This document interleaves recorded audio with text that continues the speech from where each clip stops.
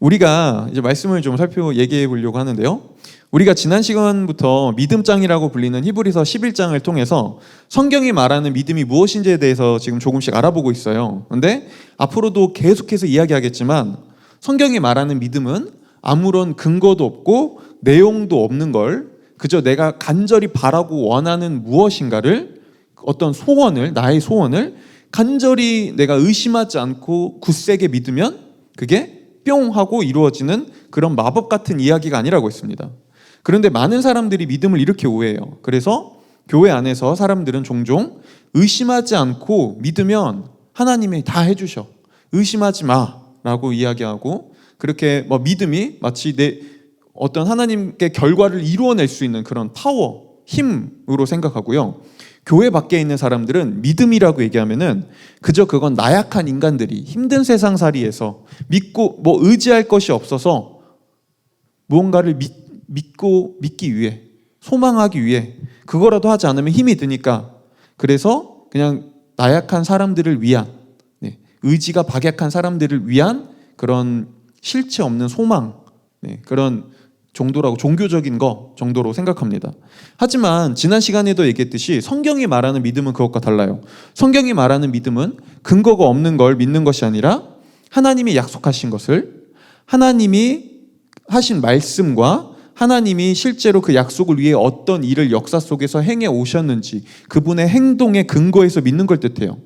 자, 그렇다면 이때 중요한 건 뭘까요? 믿음이 하나님이 하신 말씀과 그분이 실제로 행하신 일에 근거해서 믿는 거라면 우리에게 필요한 건 하나님과 우리와의 신뢰적 관계입니다. 예를 들어서 이런 거예요. 요새는 잘 안 오는데 제가 러시아에 있을 때, 이상하게 러시아에 있을 때 종종 이런 이메일을 받았는데 영어로 이렇게 메일이 와요. 그러면 이걸 이렇게 보면은 이런 메일이에요.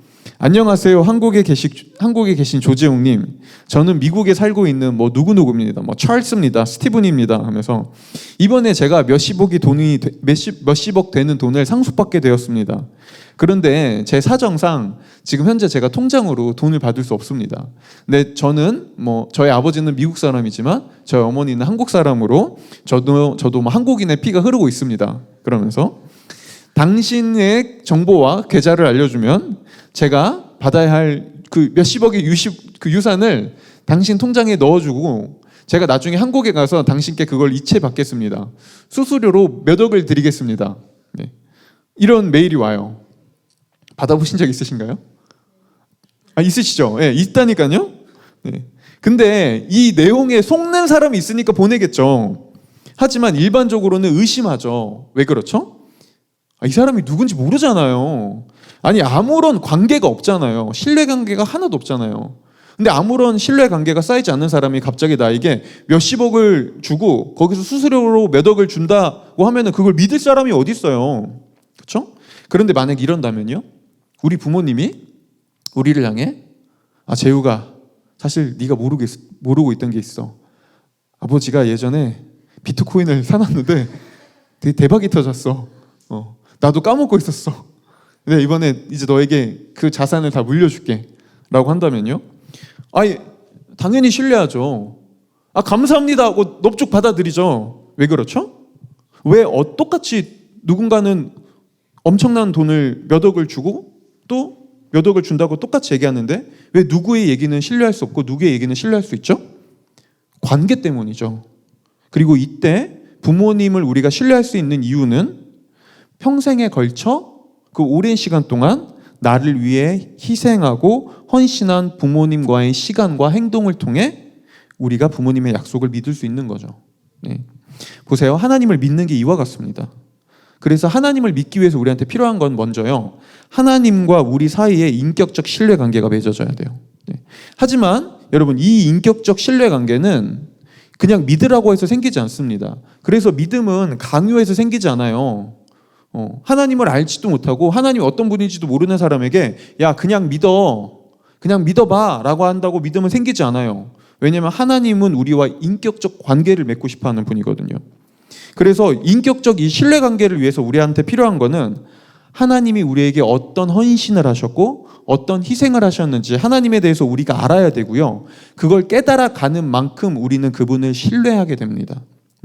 결국 하나님과 올바른 관계를 맺고 그분과 더 깊은 신뢰 관계를 쌓기 위해서 우리한테 필요한 건 하나님이 어떤 약속을 하셨고 어떤 행동을 하셨는지, 그분이 무엇을 하셨는지를 알아가는 거예요. 보세요. 믿음은 뭐죠? 하나님을 알아가면 알아가는 것에 따라 우리가 그렇구나.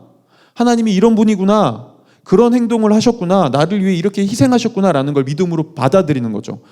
믿음으로 받아들인 만큼 우리는 하나님을 경험하고 경험하는 만큼 신뢰는 쌓여갑니다. 자, 이거를 제가 종종 예로 들 때 하는 게 있는데요. 만약에 어떤 한 마을에 악독한 주인에게 매를 맞고 막 핍박당하며 살아간 두 종이 있었어요. 개똥이와 소똥이라고 해보자고요. 근데 어느 날 소똥이가 막 헐레벌떡 뛰어와서 그날도 막 땡볕에 아침부터 밥도 못 먹고 고되게 일을 하고 있는 개똥이에게 찾아와서 이렇게 얘기하는 거예요. 야, 개똥아, 너 그 소식 들었어? 그럼 개똥이가 얘기하죠. 뭔 소식? 야, 지금 이거 오늘 안에 끝내지 못하면 우리 주인님에게 또 맞아 죽어. 오늘 하루 종일 쫄쫄 굶어야 돼. 라고 하니까 소똥이가 얘기하죠. 개똥아, 이번에 나라의 왕께서 모든 노예들을 다 자유민으로 풀어주셨어. 이제 우리 여기 이 악독한 주인 밑에서 이렇게 핍박받으며 구박받으며 살지 않아도 돼. 이제 우리 자유민이야. 이제 우리 나가서 우리도 우리의 땅을 일굴고 우리의 재산을 일굴 수 있어. 라고 얘기했어요. 네, 그 소식을 들었어요. 개똥이가 이렇게 얘기합니다. 말 같지도 않은 소리 하고 있네. 넌 그런 일이 일어날 거라고 생각하니? 너 어디서 헛소문을 듣고 왔고 지금 무슨 소리 하는 거니? 야, 꺼져. 그런 거 믿을 거면 너나 믿고 너나 그렇게 살아. 나는 지금 이거 일 하기도 바빠. 자, 보세요. 지금 어떤 일이 일어났죠? 소식이 들렸습니다. 왕이 모든 사람을 자유민으로 풀어줬어요. 이게 실제 일어난 사실이에요. 그런데 개똥이는 이 사실을, 이 실체를 누리지 못합니다. 경험하지 못해요. 왜요? 믿지 않아서요. 그렇죠? 소똥이는 누립니다. 왜요? 믿어서요. 둘이 이 믿음에 어떤 힘이 있나요? 믿음이 어떤 일을 행한 건가요? 믿음이 이들에게 자유를 준 건가요? 아니요. 이미 일어난 일을 믿음으로 받아들일 때 경험하기 시작하는 것이죠. 보세요. 이게 히브리서 11장에서 역사 속에서 믿음을 가지고 하나님과 신뢰 관계를 맺기 시작하고 하나님을 더 깊게 경험하고 체험한 수많은 사람들의 이야기를 우리한테 적어준 이유예요. 네. 그리고 성경은 그 첫 번째 모델로 가인과 아벨을 얘기해줘요. 네. 이때 우리가 주목해야 될 점은 성경이 믿음의 모델로 우리가 흔히 알고 있는 아벨만 얘기하지 않는다는 거예요. 여기 계신 분들은 성경의 내용을 알잖아요. 그래서 여기에 대해서 설명해 주진 않을게요. 근데 우리가 잘 알다시피 분명히 하나님을 잘 믿었던 사람은 아벨이었어요. 근데 성경은 아벨만 말하지 않습니다. 가인과 아벨 둘 다 같이 표현해 주죠. 왜 그렇죠? 아벨만 믿은 게 아니라 가인도 믿었거든요. 단 두 사람 다 하나님을 믿었지만 한 사람은 잘못된 걸 믿었고 한 사람은 올바른 걸 믿었거든요. 여기서 우리는 다시 한번 믿음이 무엇인지에 대해서 알아볼 수 있습니다. 지난주에 얘기했지만 여러분, 믿음은 우리 생각보다 훨씬 더 근본적인 기초적인 이야기라고 했어요. 세상에서 아무런 믿음도 없이 살아가는 사람은 없어요. 우리는 세상을 살아가면서 모든 걸 다 머리로 이해하고 계산하고 상식적으로 생각하고 이성적으로 따지며 믿지 않아요. 그렇게 믿을 수 없어요. 그렇게 살 수 없어요. 오히려 믿음은 대부분 그냥 그렇구나, 그런 거구나 라고 받아들이고 살아가죠. 그래서 우리는 믿지 않으면 건강한 삶을 살아가지 못합니다. 믿지 않으면 우리는 불안장애와 우리는 신경쇠약증에 시달려요. 자, 보세요. 이처럼 믿음은 모든 사람들이 이미 믿고 있고 모든 사람에게 필요해요. 그러면 중요한 건 이거죠. 믿느냐 믿지 않느냐가 아니라 어떤 믿음이 올바른 믿음인가, 어떤 믿음이 정말 내 삶에 정말 필요한 믿음인가, 그리고 어떤 믿음이 정말 근거 있고 확실한 믿음인가죠. 자, 오늘 성경이 단순히 히브리서에서 아벨의 믿음만 얘기하는 게 아니라 가인과 아벨을 같이 비교해주는 이유가 여기 있습니다. 두 사람 다 믿었어요. 근데 그 믿음의 내용이 달랐어요. 성경은 가인과 아벨이 모두 하나님께 제사를 드렸다고 말하는데요. 이때 하나님은 아벨의 제사는 받으시지만 가인의 제사는 거부하십니다. 여러분, 제사는 오늘날로 치면 예배에 해당돼요. 그런데 그리고 이 말은 보세요. 제사를 드렸어요. 근데 한 사람의 제사는 받고 한 사람의 제사는 받지 않았어요. 그 말은 뭐죠? 오늘날에도 하나님은 여전히 지금 이 시간에 수많은 교회에서 수많은 사람들이 예배를 드리겠죠? 근데 모든 사람은 예배를 받지 않으신다는 걸 보여줍니다. 오늘날에도 수많은 사람들이 예배를 드리지만 하나님은 그 모든 사람들이 예배를 받지 않으세요. 누군가의 예배는 받고요, 누군가의 예배는 거부돼요. 거절하세요. 왜요? 하나님이 너무 매정하고 무서운 분이라서요? 그분이 엄격한 분이라서요? 그분은 무시무시한 분이라서 그럴까요? 아니요. 오히려 그 반대입니다. 하나님이 오늘날에도 누군가의 예배는 받고 누군가의 예배를 받지 않으시는 이유는 그분이 매정해서가 아니라 사람들이 잘못된 것을 예배하고 있기 때문이에요. 받으실 수 없는 거예요. 잘못된 것을 예배하고 있기 때문에. 그렇다면 도대체 가인과 아벨이 드렸던 이 제사, 예배의 차이가 무엇이었기에 하나님이 아벨의 제사는 받고 가인의 제사는 거부했을까요? 이 차이를 살펴보기 위해서는 우리는 이 창세기 4장에서 나오는 제사가, 아벨과 가인이 드렸던 이 제사가 사실은 성경에서 처음으로 등장하는 제사라는 걸 알아야 합니다. 가인과 아벨의 이야기 전에는 제사라는 게 존재하지 않아요. 여러분, 아담과 하와는 제사 지내지 않았어요. 이 말은 무슨 말이죠? 죄로 인해 인간이 타락하기 전까지 인간에게 제사는 필요하지 않았습니다. 왜냐하면 제사에는 뭐가 필요할까요? 제물이 필요해요. 죄로 타락한 이후 인간은 하나님께 나가기 위해서는 반드시 제물이라는 대가를 지불해야만 했거든요. 그게 제사가 필요하게 된 이유입니다. 아담과 하와가 죄를 짓기 전까지는 인간에게는 제사가 필요 없었어요. 제물을 바칠 필요가 없으니까요. 얼마든지 하나님께 대가 없이 나갈 수 있게 됐다고요. 근데 죄는 인간으로 하여금 대가를 치르게 했습니다. 근데 사실 이거는 당연한 일이에요. 너무 상식적이에요. 한번 예를 들어볼게요. 만약에 제가 차를 운전하다가 어떤 사람의 차를, 가만히 서 있는 차를 빵 박았다고 해보자고요. 심각하게 차가 훼손됐어요. 움푹 들어갔어요. 그렇죠? 저는 차 주인에게 죄를 지었어요. 차 주인이 이렇게 얘기해요. 괜찮아요. 그냥 제가 그냥 이 모든 걸 다 용서하고 덮고 넘어가 드리겠습니다. 라고 해보자고요. 자, 대가가 안 치러진 건가요? 아니요. 그 차 주인은 자신이 차를 고치고 거기에 대한 경비를 지불하고 불편한 시간을 감내하는 대가를 자신이 치르기로 한 겁니다. 보세요. 죄를 지은 우리에게는 하나님께 나가기 위해서 반드시 대가가 필요하게 됐습니다. 그리고 이거는 하나님과 우리와의 관계뿐만 아니라 우리 삶 전체에 대한 이야기예요. 자, 한번 생각해 보자고요. 우리는 살면서 누군가에게 받아들여지기 위해, 인정받기 위해 어딘가에 소속되고 누군가에게 내가 좋은 사람으로, 어떤 회사든 인간관계든 연애든 무엇인가 내가 그 사람 어디 안으로 들어가기 위해서는 무언가를 바쳐야 합니다. 나의 시간을, 헌신을, 돈을, 이력을, 그 다음에 내가 때로는 나의 외모를, 그렇죠? 우리 연애할 땐 그러잖아요. 연애할 땐 내 외모를 더 갖고 와야 돼요. 나를 치장해야 된다고요. 포장해야 돼요. 왜요? 나를 포장하거나 감싸지 않으면, 누군가 나의 민낯을 안다면, 아무것도 가지고 있지 않는 나의 모습을 안다면 자연 상태 그대로의 나를 환영하고 받아주는 사람은 없다는 걸 우리는 알고 있거든요. 그 가르쳐주지 않아도 우리는 내면적으로 알고 있어요. 그래서 우리는 사랑을 하면서도 때로는 상대방을 실망시키지 않기 위해 나를 더 가꾸고요, 더 아름답고 멋진 옷을 입으려고 하고요, 누군가가 꼭 연애뿐만 아니라 회사든 인간관계 안에서든 때로는 그게 부모와 자녀 관계 안에서든 상대방이 원하는 모습을 갖추기 위해, 칭찬받기 위해, 실망시키지 않기 위해 더 노력합니다. 대가를 치릅니다. 아이들도, 유아도 엄마 아빠한테 칭찬받고자 엄마 아빠에게 가끔 예쁜 짓을 합니다.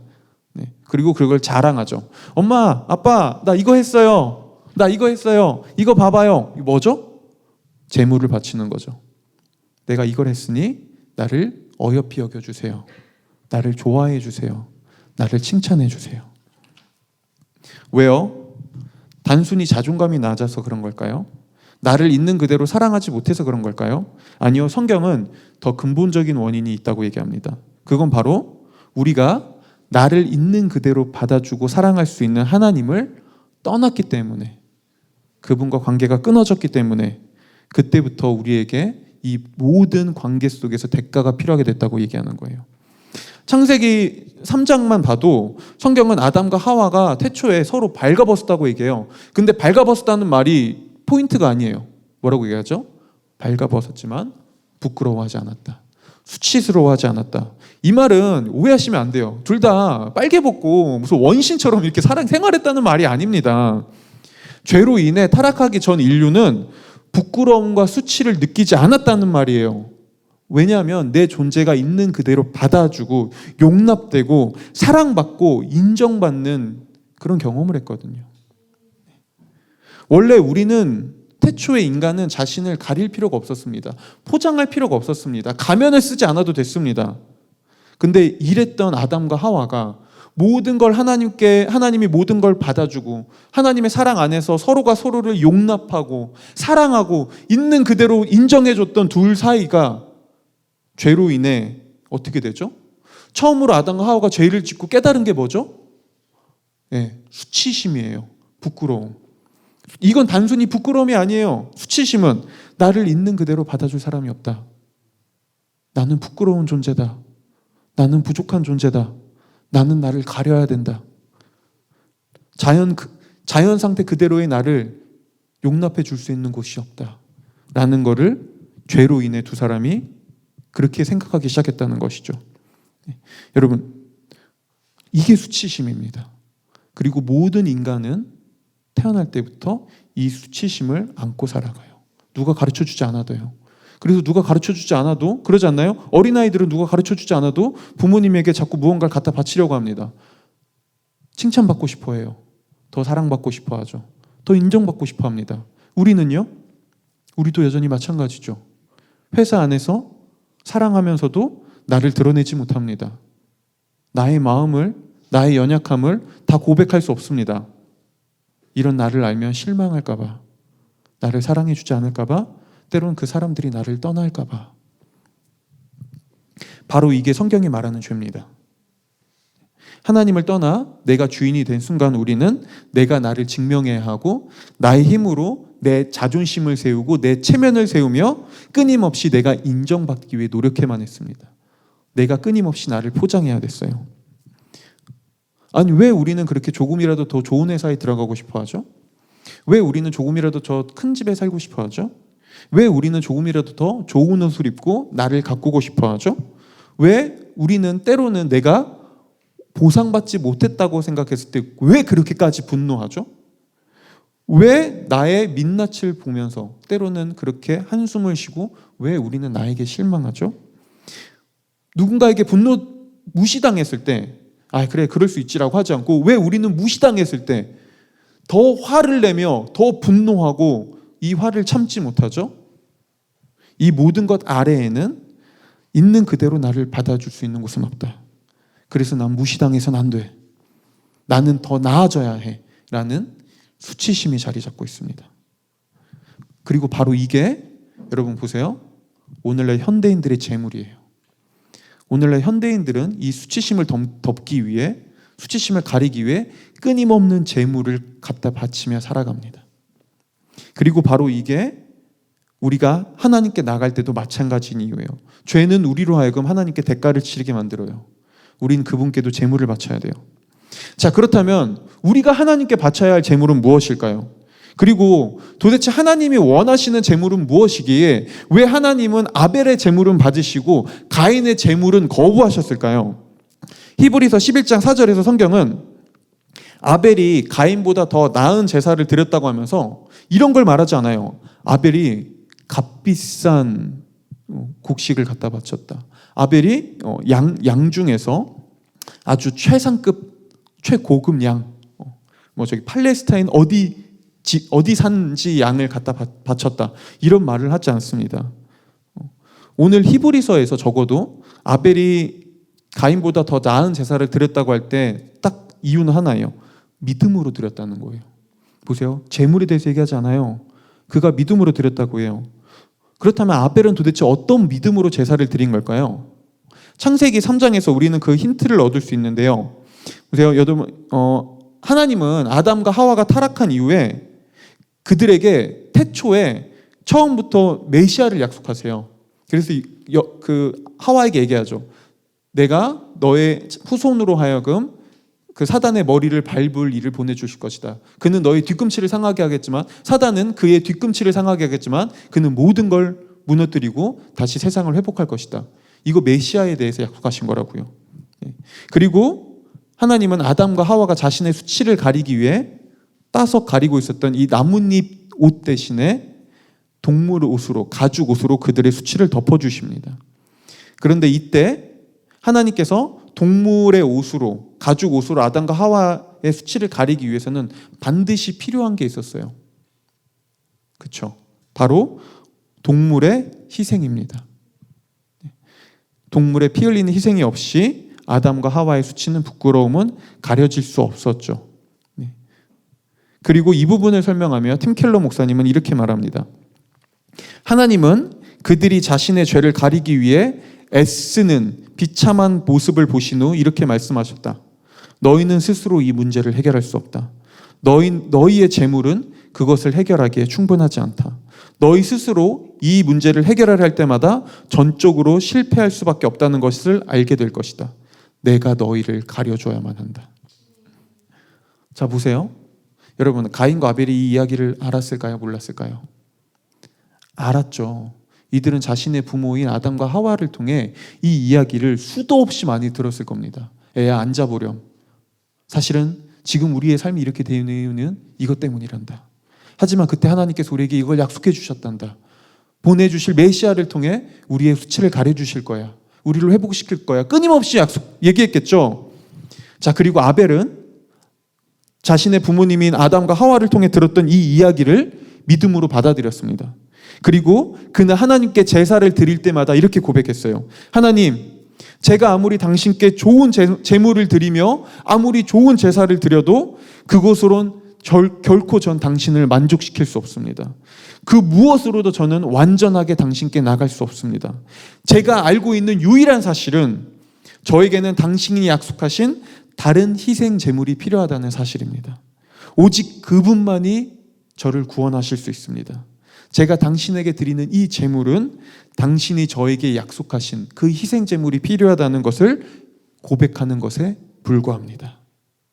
여러분, 이게 아벨의 믿음이었어요. 반면에 여러분, 가인은 하나님께 제사를 드릴 때마다, 제물을 바칠 때마다 이렇게 고백하고 있었습니다. 하나님, 제가 당신께 가지고 온 것을 보십시오. 이게 얼마나 좋습니까? 매번 수확이 끝날 때마다 저는 빠지지 않고 당신께 합당한 제사를 드리고 있습니다. 저는 그렇게 끊임없이 노력하고 있습니다. 이 얼마나 보기 좋은 모습입니까? 하나님, 이 정도면 저는 당신이 받아줄 만한 사람 아닙니까? 저는 당신께 나갈 자격이 이 정도면 충분히 있지 않습니까? 저는 이렇게 매번 당신 앞에 순종하며 살려고, 착한 사람으로 살려고 노력하고 있습니다. 저는 이런 사람입니다. 저는 당신이 받아줄 만합니다. 이게 가인의 믿음이었습니다. 어떻게 가인의 이런 마음을 알 수 있냐고요? 가인이 제사를 받지 않을 때, 하나님이 가인의 제사를 받지 않을 때 가인이 어떤 반응을 보이죠? 한번 읽어볼까요? 창세기 4장 4절에서 5절까지입니다. 한번 읽어보겠습니다.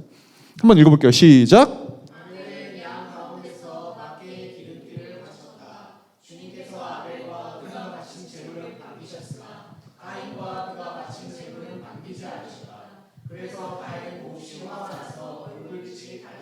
자, 보세요. 지금 우리가 주목해야 될 건 이거예요. 가인은 하나님이 자신의 제사를 받지 않았을 때 분노했어요. 화가 났어요. 그리고 또 매우요. 아니, 왜 이렇게까지 화를 내죠? 단순히 하나님이 받아주지 않아서? 아니요. 가인이 이렇게까지 분노한 이유는 하나님이 단순히 받아주지 않아서가 아닙니다. 만약 가인이 하나님 앞에 정말 정직했다면, 올바른 믿음을 가지고 있었다면 이렇게 얘기했겠죠. 하나님이 자신의 제사를 거부했을 때, 하나님, 무엇이 문제입니까? 저에게 말씀해 주십시오. 제가 고치겠습니다. 제가 바로잡겠습니다. 제가 다시 회개하겠습니다. 라고 얘기했겠죠. 근데 가인이 분노한 이유는 이렇게 생각했기 때문이에요. 나는 당신께 충분히 받아들여질 자격이 있지 않습니까? 나는 당신이 받아줄 만한 합당한 능력을 가지고 있지 않습니까? 그런데 왜 거부합니까? 내가 더 이상 뭘 어쩌라는 말입니까? 무엇을 하라는 겁니까? 보세요. 이게 가인이 분노한 이유입니다. 이렇게까지요. 그는 자신의 행동에, 자신의 노력에, 자신의 가치에 믿음을 가지고 있었고요. 그건 하나님께 받아들여질만 하다고 충분히 여기고 있었어요. 그런데 하나님이 그걸 거부하자 화를 내죠. 그리고 하나님은 이런 가인에게 이렇게 대답하세요. 창세기 4장 6절에서 7절이요. 다 같이 한번 또 읽어볼게요. 시작.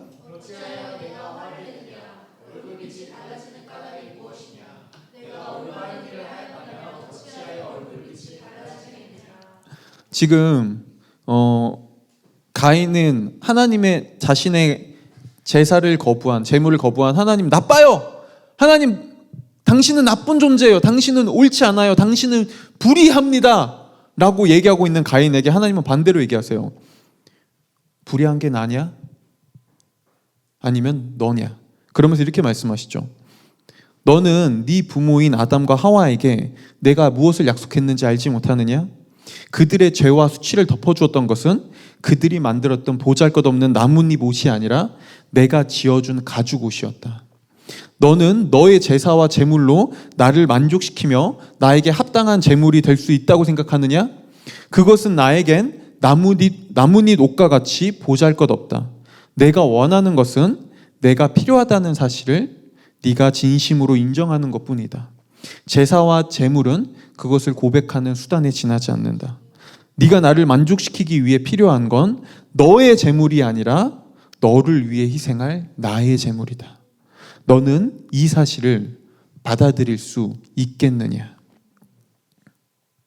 결국 두 사람은 겉으로는 하나님께 제사를 드리고 있었지만 아벨은 이렇게 고백하고 있었어요. 이 제사를 통해 하나님, 저에겐 당신의 은혜가 필요합니다.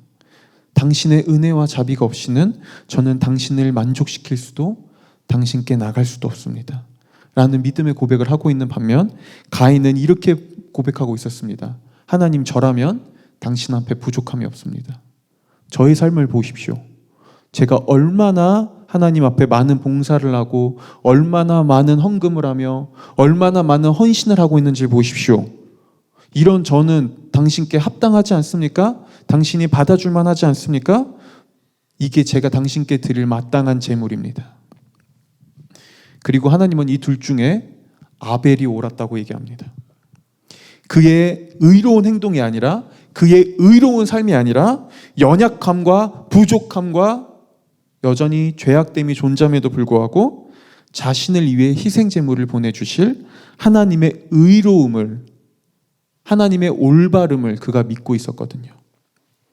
이게 히브리서에서 성경이 아벨이 믿음으로 더 나은 제사를 드렸다고 한 이유예요. 그렇죠? 히브리서는 아벨의 제물에 대해서 설명하지 않아요. 그가 믿음으로 더 나은 제사를 드렸다고 얘기하죠. 앞에서 이야기했듯이 지금 이 시간에도 수많은 사람들이 수많은 교회에서 수없이 많은 예배를 드리고 있습니다. 하지만 하나님은 모든 사람의 예배를 받지 않으세요. 지금 이 순간에도 누구의 예배는 하나님께 기쁘게 받아들여지지만 누구의 예배는 하나님께 받아들여지지 않아요. 차이는 여전히 하나입니다. 내가 어떤 믿음으로 지금 이 자리에 와 있는가예요. 혹시 여기서 하나님 앞에 예배 드릴 때 하나님께 나아갈 때 이렇게 생각하고 있지는 않으신가요? 하나님, 그래도 제가 주일날 다른 데 안 가고 아침 일찍 일어나 정결하게 씻고 정결한 마음으로 이곳에 나와 있지 않습니까? 정결하지 않습니까? 저 정도면 얼마나 착합니까?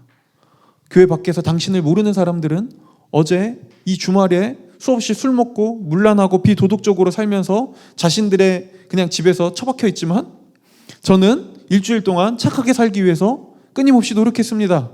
다르게 살아보려고 했습니다. 저는 그 노력으로 이 자리에 왔습니다. 예배를 드리고 있습니다. 어때요? 당신이 칭찬해 줄 만하지 않습니까? 당신이 받아줄 만하지 않습니까? 저는 수치는 없습니다. 저는 더 이상 수치스럽지 않습니다. 저는 당신께 당당합니다. 이게 저의 재물입니다. 라고 말하는, 그렇게 생각하시는 분이 있으신가요? 죄송하지만 적어도 오늘의 고백이 그렇다면 그 예배는 하나님께 받아들여지지 않아요. 하지만 만약 여러분이 일주일 동안 수없이 많이 넘어지고 실수하며 때로는 또 죄악에 걸리고 또 여전히 나의 부족함과 민낯과 나에게 실망하는 모습이 있었지만 그럼에도 하나님 앞에 이렇게 오늘 고백한다면요. 하나님, 저는 당신께 숨길 것이 하나도 없습니다. 저는 당신께 잘 보이기 위해 더 이상 의로움이라는 옷을 입기 위해 노력할 필요도 없습니다. 나의 연약함과 죄악을 보며 좌절하고 더 이상 낭망할 필요도 없습니다. 오히려 저는 나의 수치와 연약함을 얼마든지 당신께 고백하고 이야기할 수 있습니다. 여전히 저는 부족하고 연약한 죄인이지만 오늘 이 시간에도 당신을 의지하여 기꺼이 당신께 나아갑니다. 왜냐하면 당신이 저를 위해 기꺼이 희생제물이 되어주셔서 저를 용서하셨기 때문입니다. 당신이 저를 받아주소서. 여러분, 우리가 이렇게 고백한다면 하나님은 우리를 온전히 받아주세요. 우리의 믿음 때문에요? 아니요.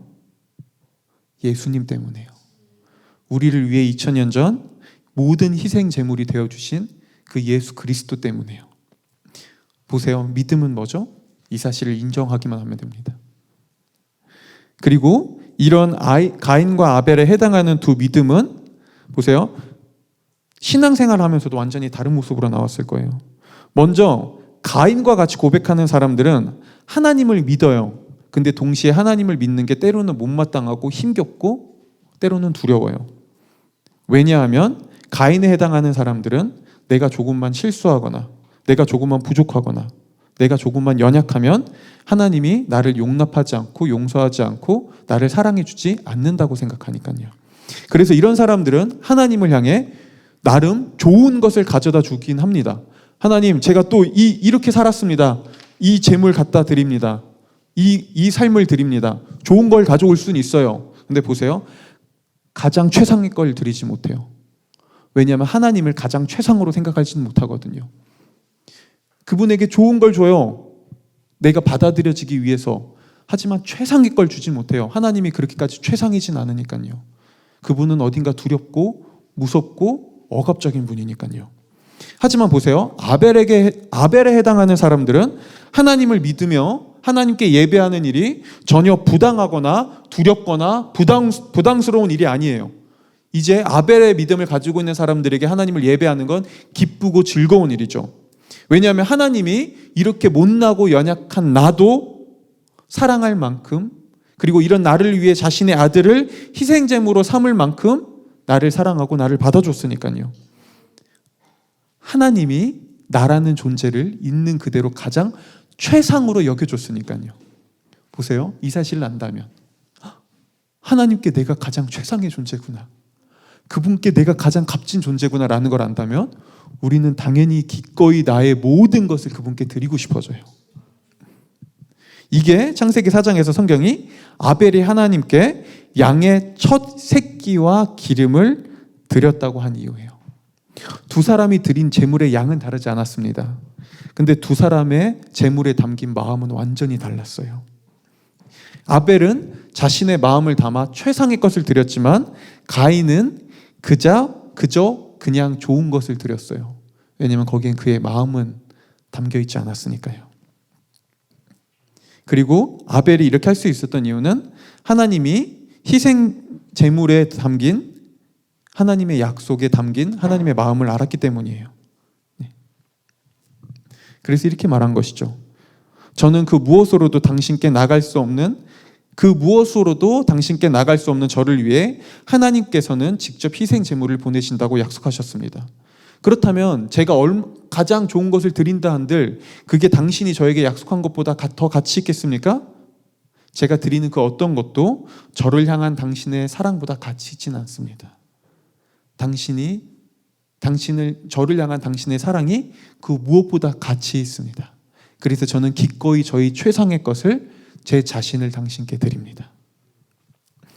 이게 아벨이 하나님께 최상의 제물을 드릴 수 있었던 이유죠. 그리고 이게 오늘날에도 여전히 하나님이 우리에게 원하시는 제물입니다. 하나님은 우리에게 열심과 노력을 원하지 않으세요. 그분은 우리를 희생시켜서 우리를 갈아 넣어서 우리를 제물로 드리길 원하지 않으세요. 하나님이 원하시는 희생 제물은 우리를 대신해 모든 걸 희생하신 하나님의 아들인 예수님을 의지하고 그분 안에서 우리의 사랑과 은혜와 감격을 발견하는 거예요. 이걸 발견한 사람들은 하나님께 기꺼이 모든 걸 드려도 아깝지 않습니다. 왜냐하면 내가 그분께 최상이니까요. 이게 하나님이 기뻐 받으시는 믿음의 제물이에요. 제가 러시아에서 이제 모든 걸 포기하고 한국에 오기로 결단했을 때 제가 하나님께 가장 많이 기도했던 부분이 이거였어요. 저는 하나님께 그때 끊임없이 이렇게 기도했어요. 하나님, 제가 이곳에서 제 아내와 함께 어찌 보면 평온하고 안락하고 잘 먹고 잘 살 수 있는 그 많은 돈을 포기하고 한국에 목회를 하는 것이, 교회를 하는 것이 당신께 자랑이 되지 않게 해주십시오. 당신께 재물이 되지 않게 해주십시오. 제 목회가 잘 되지 않았을 때 제가 당신을 향해, 하나님을 향해, 하나님 어떻게 저에게 이러실 수 있습니까? 제가 그 수많은 안락함과 돈과 평안을 포기하고 이 모든 걸 희생했는데 왜 저에게 아무런 열매를 주시지 않으십니까? 라고 당신께 나의 노력을, 보상을 원하지 않게 해주십시오. 제가 이 결단을 내린 이유는 그저 당신이, 하나님께서 저에게 가장 만족스럽고 가장 사랑스러운 분이시기 때문입니다. 당신이 저에게 주신 은혜가 제가 포기하는 그 어떤 것보다 감히 비교할 수 없을 만큼 더 가치 있기 때문입니다. 저는 당신이 보상해 주지 않아도 괜찮습니다. 당신께 보상을 원치 않게 하시고 당신을 원망하지 않게 해주세요. 나의 자랑이 되지 않게 해주세요. 이 고백이었어요. 여러분, 우리 한번 상상해 볼까요? 주변 사람들에게 나의 평판이 모두 무너져 내린다고 한번 상상해 봅시다. 아니면 어딘가에서 나의 자존심이 상해 체면이 완전 구겨졌다고 상상해 봅시다. 혹은 나의 못난 모습을 보고 스스로 자책하고 아파하며 나에게 상처 주는 모습을 한번 상상해 봅시다. 회사에서 중요한 프로젝트에서 실수해서 엄청난 실망감을 거두거나 엄청난 실패를 해서 그 모든 책임을 내가 다 져야 한다고 한번 상상해 봅시다. 중요한 시험에 미끄러져서 내가 완전히 망했다고 상상해 보자고요. 근데 이런 순간에도 하나님이 우리의 예수 그리스도께서 우리를 대신해 희생 제물이 됐다는 건 우리가 실패한, 낭망한 모든 순간에도 하나님이 우리를 향해 한결같이 이렇게 말한다는 거예요.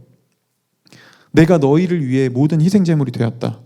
그러니 네가 어떤 상황에 있던, 어떤 환경에 있던, 다른 사람이 너를 향해 무엇이라고 얘기하던, 네가 네 스스로를 어떻게 생각하며 자책하던 그런 건 더 이상 중요하지 않다. 내가 너를 위해 모든 걸 희생했고 내가 너를 위해 모든 값을 이미 다 치렀으니 이제 너에게 남은 것은 내가 너희에게 전해줄 의로운 뿐이다. 최종적으로 너희는 결국 의롭다 여김을 받을 것이고 나는 너희가 틀리지 않았다고 말할 것이며 내가 너희의 명예를 다시 일으켜 세울 것이다. 이 모든 이유는 오직 하나다. 내가 너희의 희생 제물이 되었기 때문이다. 내가 모든 값을 이미 다 치렀다. 세상을 창조한 하나님이 우리를 위해 모든 희생 제물이 되었다는 건 여러분 바로 이런 겁니다. 여러분, 우리에게 이런 희생 제물이 있습니다. 믿음은 이 모든 사실을 받아들이고 우리를 대신해 희생 제물이 되신 예수 그리스도를 통해 나를 새롭게 바라보고 우리 이웃을 새롭게 바라보고 공동체를 새롭게 바라보고 우리가 살아가는 세상을 새롭게 바라보고 그분의 눈으로, 그분의 마음으로, 그분의 시선으로 새롭게 해석하기 시작하는 거예요. 말씀을 마치겠습니다. 오늘 이 자리에 계신 여러분은 어떤 믿음의 고백으로 지금 이곳에 하나님을 예배하기 위해 나오나요? 지금 여러분이 이 자리에 들고 나오신 건 무엇인가요? 무엇을 가지고 나오셨나요? 하나님께 무엇을 얘기하고 계신가요? 나의 희생 제물인가요? 나의 희생인가요? 나의 노력인가요? 아니면 나를 위해 기꺼이 자신을 희생해 주신 예수 그리스도인가요? 부디 우리 예수님을 가지고 이곳에 나와옵시다. 예수님, 제가 당신을 들고 나갑니다. 저는 연약하지만, 더럽지만, 저는 수치스럽지만 제가 당신 들고 예수 그리스도의 희생을 들고 이 자리에 나옵니다. 주님, 나를 보지 마시고 나를 위해 모든 걸 희생하신 지금 내가 들고 나온 이 당신의 아들을 보시고 나를 받아주소서. 나를 위해 모든 수치를 덮어주신 이 예수 그리스도의 의로움을 보시고 나를 의롭다 여겨주소서. 나를 위해 기꺼이 자신의 피를 흘리신 예수 그리스도의 피 흘림을 보시고 주님, 나를 치유하소서 라고 우리 예수 그리스도를 들고 나가는 저와 여러분이 되기를 축복합니다.